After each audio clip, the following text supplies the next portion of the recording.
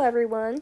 So someone on Discord was asking if anyone knew how to draw chubby people, and I so kindly volunteered. Now I'm doing this in video form because I find it easier for me to explain it verbally and showing you rather than like typing out an essay and showing you pictures. I think it's better to show you as I go. I'm gonna use Undertale characters as an example because you know. And I also have some OCs here. So I'm going to start off with children first, and then we're going to move on to adults because, children tend to have different proportions and anatomy than an adult. So I'm going to do children first as like the simplicity of it, and then move on to the more complex adult. So here I have Kara and Frisk as an example. So for my AU, I have Frisk be a bit more chubby, and then this is old art, by the way, so I'm gonna like redraw this. But Kara is also a little bit taller than Frisk in the AU, but you can see how like Kara's skinnier here. Frisk is a bit more chubby. So I'm gonna start with like a skinny figure to compare it to a more chubby figure here, but I don't think I have to explain how to do a skinny figure here. It's just like the limbs and body proportions is just more narrow. It's nothing too much here. It's pretty simple.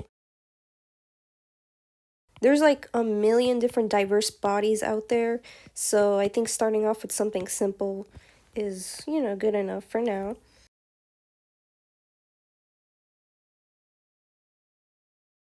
So this is my interpretation of a bit more of like a skinny body type. And now to draw a chubby type, my recommendation and tips for it for chubby or plus sized people is roundness. It's more shape based, and the roundness of it.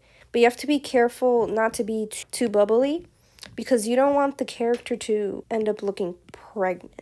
I'll get more into that when I do the adults, but whenever I have difficulty of it, because sometimes it's like a bit harder for me to do it, especially for like a kid, just gotta think a bit more proportions and everything, just more wide, but not too much, especially for like a child. We don't want it to like look a little too outrageous here.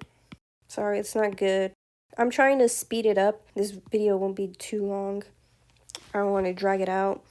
That's one way, just sketch it out. Another way is if you simply take a skinny figure you have and just like stretch it. And of course, you either just adjust it or just sketch over it as a modification. So here we have a normal head. But for skinny people, it's like more straight and narrow. And then for plus sized, you gotta think of like the roundness here. And again, I'm gonna explain it more because I came up with a metaphor for it.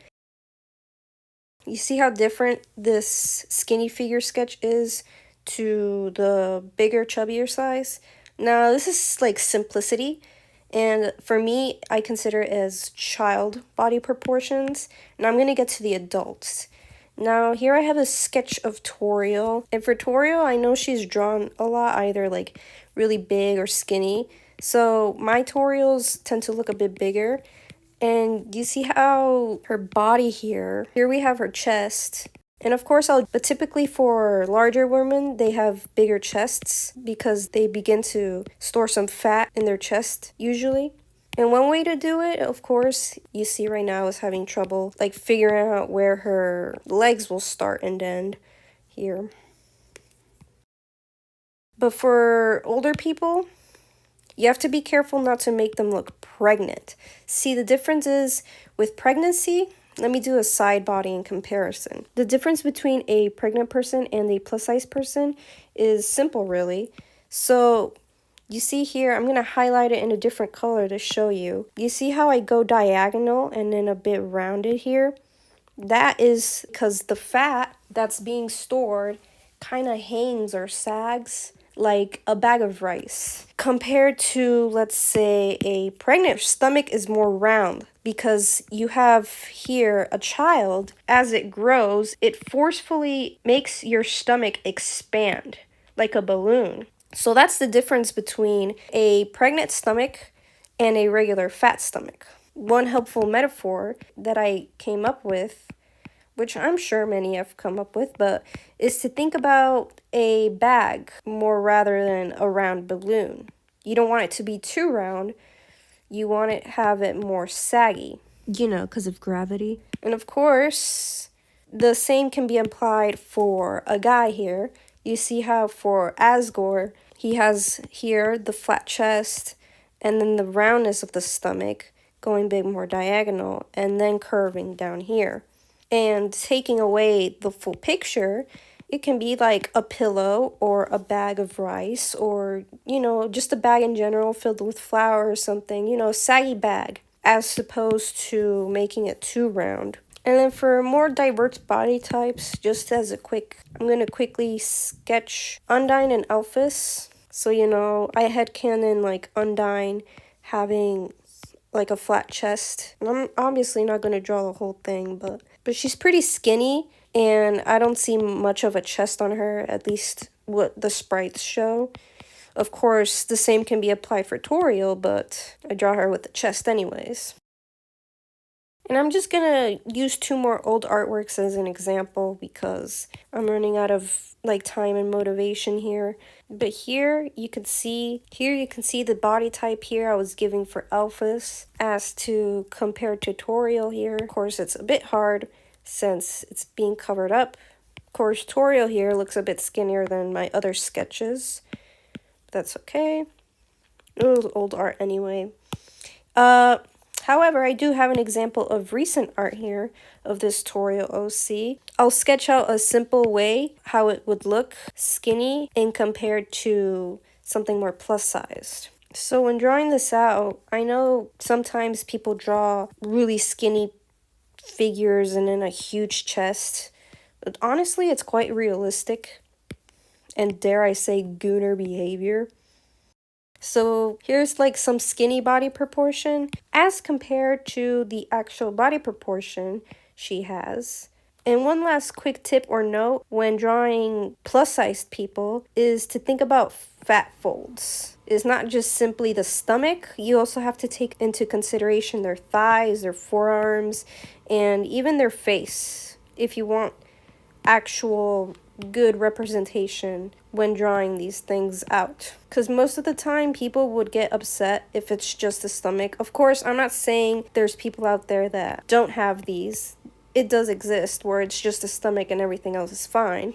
But to be, a bit more inclusive and diverse, you want to take those things into consideration as well. So here I can show you an example of what I mean by that. How her back fat here folds a little bit of the stomach because she's giving a bit of a curve, and then here at the thighs, here as well with the arms a bit expanding because fat is usually stored mostly in these areas. But you can see, putting these two layers together, you can see the comparison of something a bit skinnier, and of course it's not perfect considering it was a quick thing, but something a bit more skinnier here versus something a bit more chubby or plus sized. Yeah, sorry if this wasn't perfect or rushed. I'm not usually good with these things, but hopefully it was helpful enough for you to understand and learn. Just gonna do a quick comparison with these OCs that I have here. I have this really tall and skinny character versus this, and this character right here, she's actually a self-insert of the AU, so I do my best to give her body proportions that are basically mine, because I'm a bit chubby. I'm not fat. I don't think I am. I won't call myself skinny. I'm just a bit chubby. There's a name for it, but I can't remember it right now, and I don't want to bother with it right now. You can see here two different body proportions. And of course, there's a million different body proportions out there. But hopefully this can be enough, from simplicity standard to more complex stuff when you start getting to the fat folds and different anatomy proportions and perspectives here. Oh, That's it.